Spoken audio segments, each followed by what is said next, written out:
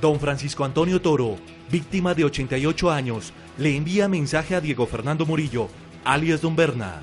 Alias Don Berna le respondió una carta a María Elena Toro, dándole las coordenadas para encontrar los cadáveres de su hermana María Mercedes, de su sobrina Claudia y de su cuñado Juan Carlos. María Elena suplica hoy más información para conocer el destino de su hijo menor Franklin, de su amigo Guillermo y de los demás familiares de las Madres de la Candelaria.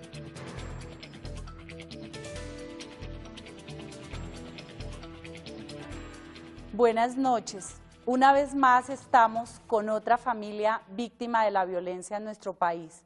Esta noche nos acompaña María Elena Toro y sus sobrinas, quienes han vivido la angustia de esperar por años la aparición de los cadáveres de sus familiares. Como muchas otras familias, han ido a las audiencias de la Fiscalía en la aplicación de la Ley de Paz y Justicia. Se atrevió María Elena a escribirle a uno de los paramilitares reconocidos para pedirle informe en dónde estaba el cadáver de sus familias. Y vamos a escucharlos, a saber que la única forma de podernos reencontrar con la paz en Colombia es cuando sepamos y suframos también el dolor de las familias víctimas de la violencia. Basta ya de secuestros y desapariciones. Ven, haz algo, di algo para que no te toque a ti. ¿Cuántas veces hemos aligerado el paso o hemos mirado para otro lado cuando nos encontramos en la calle con un grupo de personas que reclama en voz alta sus derechos o suplica memoria para sus seres queridos? Los queremos vivos, libres y en paz. Un padre y abuelo, Francisco Antonio Toro, a sus 88 años, se ha convertido en un verdadero símbolo de fortaleza para las Madres de la Candelaria y especialmente para su hija María Elena Toro. Por ejemplo, la responsabilidad que yo adquirí al coger las riendas de este dolor y de esto que estamos sufriendo las familias fue en hacer que mi papá y mi papá supieran la verdad, el por qué había ocurrido la desaparición de mi familia. Él a mí, en el tiempo que hemos estado juntos, nunca me lo había dicho, pero el día que Berna dio las coordenadas de dónde podían estar enterrados mi familia, me dijo él con mucho sentimiento: gracias te doy, monito, porque no me los tiraron al río. Sí, el peregrinar de María Elena en busca de su familia comenzó hace 11 años con la desaparición de su hermana María Mercedes y de su yerno Juan Carlos. Al mes se llevan a su sobrina Claudia y, como si fuera poco, al año desaparece su hijo menor Franklin y el amigo de este, Guillermo. La hermana mía, viniendo del municipio de Frontino para acá, para Medellín, debía parar en Manglar para dejar una nevera al esposo de la señora que trabajaba con ella aquí en Medellín. Y salió de Frontino, saben que entregó la nevera, pero nunca más se volvió a saber de ella. El 4 de septiembre llamaron, de 1996, llamaron a Claudia para hablar sobre la mamá, y bajando por la loma del Balso con su esposo, la hicieron bajar del carro, le dijeron: a usted la que la necesitamos, y se la llevaron. Ha sido muy difícil porque ella era la guía de nosotros y ella siempre fue la que nos guió, y al irse ella, pues queda uno desamparado y sin saber dónde seguir. Es como una cruz que se está cargando y uno no ve la hora ya de descargar la cruz. Mercedes no solo era la hija, la mamá, la hermana, sino la columna vertebral de la familia Toro Agudelo.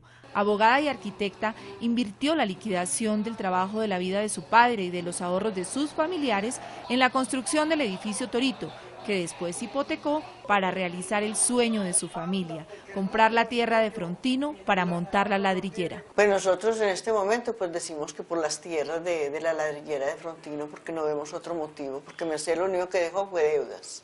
¿Y por qué cree que por esas tierras? Porque según el estudio que ella le hizo a las tierras, o que Ingeomina le hizo, había material para 100 años, trabajo para 100 años.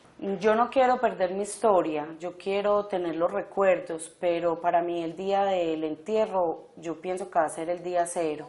En julio pasado se encontraron en una fosa común los restos de María Mercedes, Claudia su hija y Juan Carlos su esposo, gracias a las coordenadas que dio Diego Fernando Murillo, alias Don Berna. María Elena, armada de valor, le había escrito una carta donde le contaba su historia y le pedía con el corazón en la mano que le dijera la verdad. Si los mataron, ¿dónde están sus restos para darles cristiana sepultura? Recurrieron a él porque ella leyó en el periódico que era el líder natural e histórico de las autodefensas. Él en la audiencia dio las coordenadas donde podían estar los cuerpos de varios de mis familiares y una carta que él quería hacerme llegar, pero la fiscalía quedó con la carta y con las coordenadas. ¿Usted supo qué decía la carta? En la carta él me manda, pues me saluda y diciéndome de antemano que él no había participado en el suceso que le había ocurrido a mi familia. A pesar de que no tuve responsabilidad de estos condenables hechos, sí quiero pedirle perdón en mi nombre y en el de los autores de tan execrable acontecimiento. Igualmente, de acuerdo a la información que he recopilado, he podido así mismo establecer que es posible que haya más restos humanos en la fosa donde están sus familiares. Por eso, me permite informarles que la ubicación del sitio está en un CD, que han hecho con información detallada y testimonio gráfico. Espero que su corazón encuentre el consuelo que requerimos en estos dolorosos casos, con sentimientos de solidaridad y respeto. Gracias. No, pues, que le pidan a Dios que los perdone. Yo no sé, esas personas cómo hacen para dormir todos los días. El cadáver de mi madre lo identifiqué por la ropa interior, por la marquilla de una camisa, por una piedra de cuarzo que tenía cerca la ropa interior y por unos zapatos. Es muy duro recogerlas por allá en un morro, como si fueran desechos de la sociedad, ¿sí me entienden? Yo pienso que estos 11 años es como si el tiempo se hubiera detenido. ¿Por qué está quieto? La ausencia.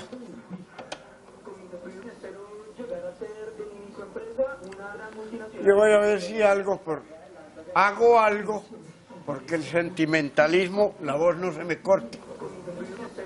Pues de mi hijo no hemos sabido nada porque hasta el momento Berna únicamente le dieron razón de la ubicación de Mercedes, de Juan Carlos y de Claudia nomás. De Franklin ando en la espera. A don Berna le diría, primero que somos humanos, propensos al peligro de caer o de triunfar. Unos que nos dejamos llevar por la ambición, el poder, la riqueza, y nos olvidamos del dolor ajeno y procedemos, pero Dios en su misericordia ha propiciado esta pausa, que Él esté donde está y que piense, recapacite y diga unas palabras que figuren un arrepentimiento y un ejemplo para que esto no prosiga. Que consigamos una Colombia en paz, porque es más barato vivir en paz que vivir en guerra. Que por favor yo sepa de mi hijo y de su amigo y todas las mamás que estamos esperando la verdad, así sea por dura que sea, nos sentimos muy, muy agradecidas y le damos gracias a Dios porque le ha dado a él las fuerzas de saber y de poder decir la verdad. Dios te salve María, llena de gracia, el Señor está contigo. Bendita tú eres entre todas las mujeres, bendito el fruto de tu vientre, Jesús. Don Francisco se dedicó con sus propias manos, hechas de dolor, y con unos ojos que ya solo ven a través de los de su esposa, a elaborar un rosario para enviarle a alias Don Berna. Porque don Berna, conforme sabe muchas cosas de combatir, conseguir, ganar, apoderarse, también debe de tener la afluencia de algo que tenga que ver con meditar, pensar, rezar, dale mérito a la camándula, al rosario, y la camándula en manos de don Berna, como buen representante intelectual y por ende material. De pronto él empieza a rezar y empieza a recapacitar. Entonces, si él empieza por ese ejemplo, que yo le envío y le suplico lo conciba y lo riegue y lo publique en los poquitos años que nos quedan a él y a mí, Colombia cambiará de faz. Don Francisco y doña María conforman un hogar desde hace 63 años. Tuvieron 14 hijos y 26 nietos que aún hoy siguen dependiendo de la sabiduría, fortaleza y solidaridad de los viejos para poderse mantener en pie. Tantas cosas que tenemos en el libro de nuestra vida. Nos hemos dado la mano en el amor, en el dolor, en el triunfo. Y ahora en la vejez. Y ahora en la vejez. Entonces, ¿qué tenemos que nos adorne? Nuestra unión, lo que nos hemos querido, lo que nos hemos respetado, un equipo de una generación ejemplar y sufrida y berraca, y pa'lante todos ellos, y se han muerto al pie del cañón. Don Francisco y su hija María Elena, como lo han hecho cada miércoles durante los últimos 8 años, se despiden de su familia y salen a cumplir su tarea de visibilizar a las víctimas, de darles voz y hacer pedagogía para que otros comprendan que el duelo no es de ellos, sino de Colombia entera. Es la manera en la cual mi madre ha encontrado una razón para vivir. Y yo agradezco mucho a esa razón para vivir porque ella conserva su dinamismo, conserva su actitud siempre positiva, siempre está en función de algo, en pro. Siempre que una persona tiene un objetivo, se puede decir que está viva. Y para ella el camino no termina cuando encuentre a su hijo Franklin. María Elena está hecha de solidaridad y seguirá marchando y marchando hasta encontrar el último de los hijos de las madres de la Candelaria. El cansancio dice, ya no más, pero la esperanza anima a seguir luchando. ¿Hasta cuándo? Hasta que aparezca el último desaparecido y encontremos los cuerpos y podamos darle cristiana sepultura. Dios les pague a las personas que se han dignado mirarnos y prestarnos atención del reclamo que estamos haciendo de nuestros seres desaparecidos. Basta ya de secuestros y desapariciones. Ven, haz algo, di algo para que no te toque a ti. Una historia de dolor de familia. María Elena, ¿de dónde sacó la fuerza, el valor para escribirle al señor Berna sobre su angustia? La fuerza la saqué de la tenacidad que recibo de mi papá y de mi mamá, que son los que más me animan a reclamar la verdad y de darle la memoria a las víctimas, ponerle voz y rostro y devolverle su dignidad. Don Francisco elaboró con sus propias manos un rosario y luego usted se lo mandó a Berna. ¿Cómo fue ese momento? Cuéntenoslo. El momento de la elaboración del rosario que mi papá hizo para dárselo al señor Berna fue en un momento muy duro donde mi papá me preguntaba a mí qué nos irá a decir, cuál será la respuesta que él nos va a dar. Entonces me dio el valor de poderle dar a él el escapulario para que él supiera que nosotros, con la ayuda y las oraciones de nosotros, le estábamos dando valor a él también para que nos dijera la verdad que tanto necesitamos. Después de ello, ¿encontraron ustedes los cadáveres? ¿Le dieron sepultura? ¿No se la han podido dar? ¿Qué es lo que ha ocurrido? ¿Cuál ha sido la demora realmente? Fuera de los 11 años que hace que cumplió mi familia desaparecida, todavía estamos sufriendo no solamente la desaparición, sino el no poderles dar cristiana sepultura por la demora de las pruebas de ADN que hay que hacerle a los cuerpos que encontraron. Nos contaba usted también, María Elena, con mucho dolor, toda la situación que han vivido en la parte económica, luego de la desaparición de la familia, después de haber construido toda una actividad empresarial pequeña, pero una actividad empresarial, han tenido muchísimas dificultades con los bancos. Sí, la principal dificultad que hemos tenido con los bancos es que mi hermana, a raíz del préstamo que hizo para comprar las tierras de la ladrillera, adquirió un seguro, y de ese seguro una plata que ella tenía ahorrada para ir descontando las cuotas del seguro.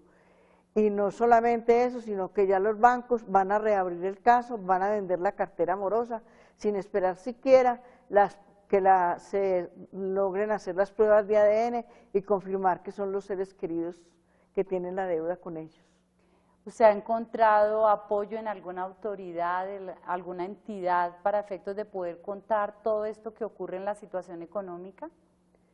Pues la oportunidad que le he tenido es en este espacio en el que nos invitaron el Senado, y en Antioquia el gobernador Guillermo Gaviria, que nos apoyó desde un principio, porque él también fue una persona que sufrió el secuestro de su mamá.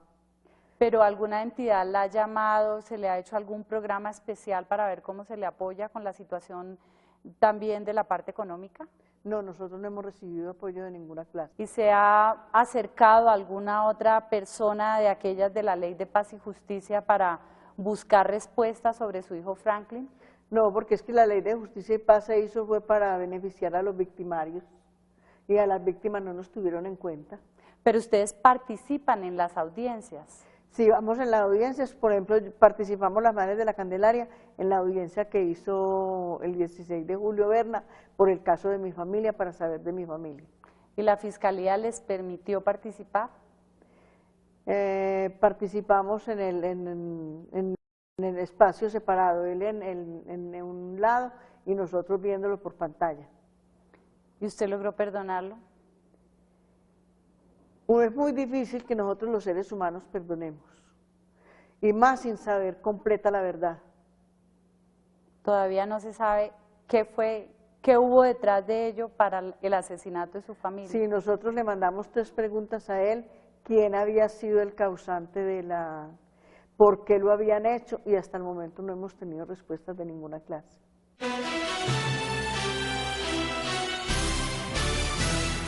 Ahora tenemos con nosotros a Jacqueline Orrego Toro.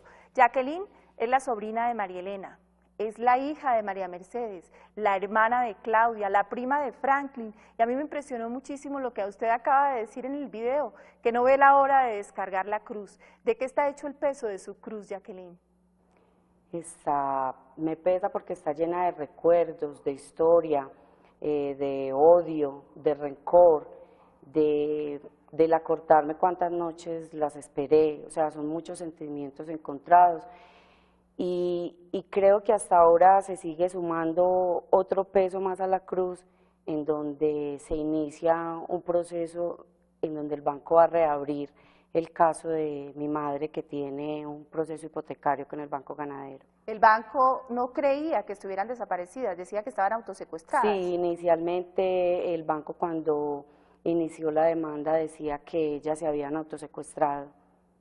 Tengo entendido, Jacqueline, que usted expresó todo ese sufrimiento en los primeros años prácticamente escondiéndose, no se quería levantar de la cama, no quería hablar con nadie, no quería compartir. ¿Cómo transcurrieron esos primeros años de dolor? Sí, porque me habían quitado la persona que siempre nos guió a todos, que siempre nos enseñó cuál era el camino, y de un momento a otro encontrarnos solas, sin saber, mi hermana menor, mi hermano también menor que yo, los 3 solos sin saber para dónde coger.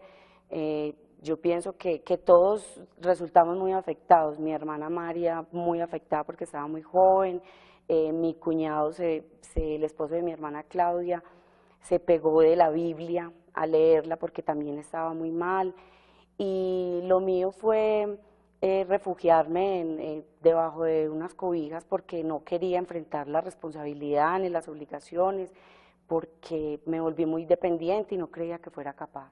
Jacqueline, ¿en qué momento se reencuentra usted consigo misma? ¿En qué momento se empodera? ¿En qué momento saca la fortaleza para seguir adelante y ser la mamá, y además la mamá de sus hermanas y el eje de la familia?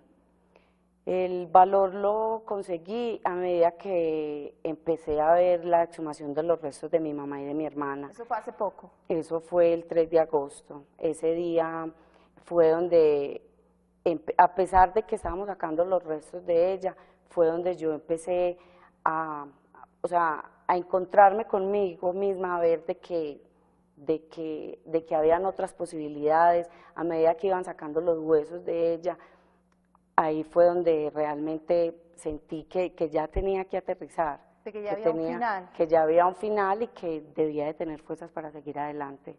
Y tengo entendido además que usted hizo un entierro simbólico como parte de ese duelo, antes de encontrar los restos. ¿Cómo fue?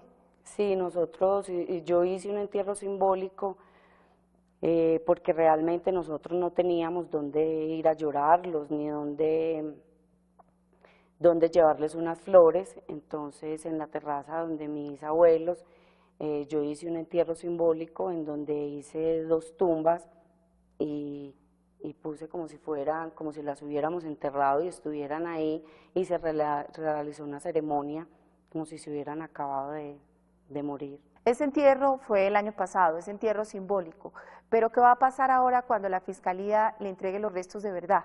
Los restos de su mamá, los restos de su hermana, los restos del esposo de su mamá. ¿Cómo va a ser ese entierro de verdad? Por una parte va a ser muy tranquilo porque vamos a tener, sabemos ya dónde están, dónde van a estar, pero a la vez pienso que va a ser muy difícil porque va a ser como el día cero.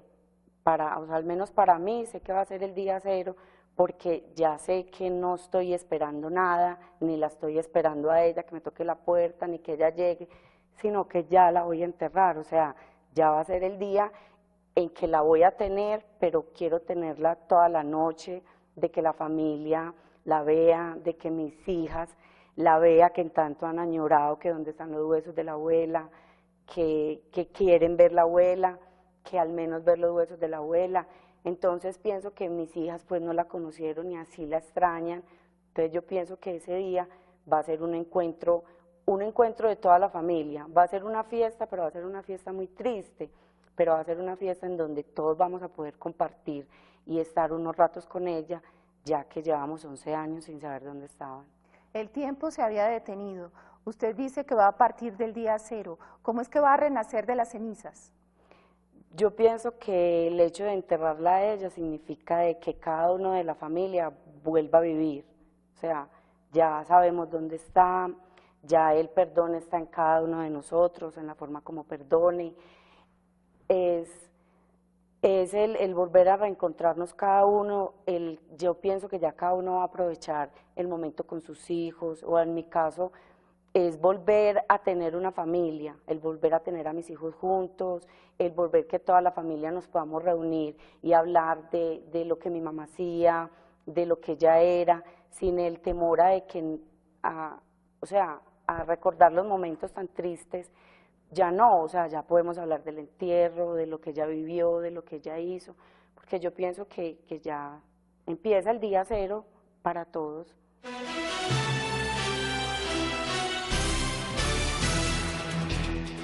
No pudieron desaparecer porque a través del tiempo en mi memoria habita el recuerdo, habita su imagen.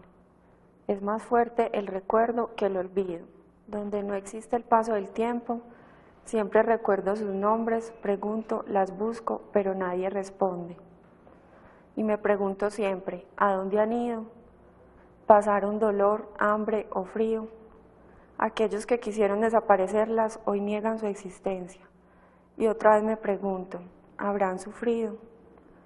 No pudieron desaparecer cuando queda un vacío que nadie reemplaza, dejando a su paso un dolor que habita con vida propia, que se niega a dejarse borrar de la memoria. Porque nunca más las volvimos a ver. Todavía sueño que puedo abrazarlas y escucho sus risas, sus voces.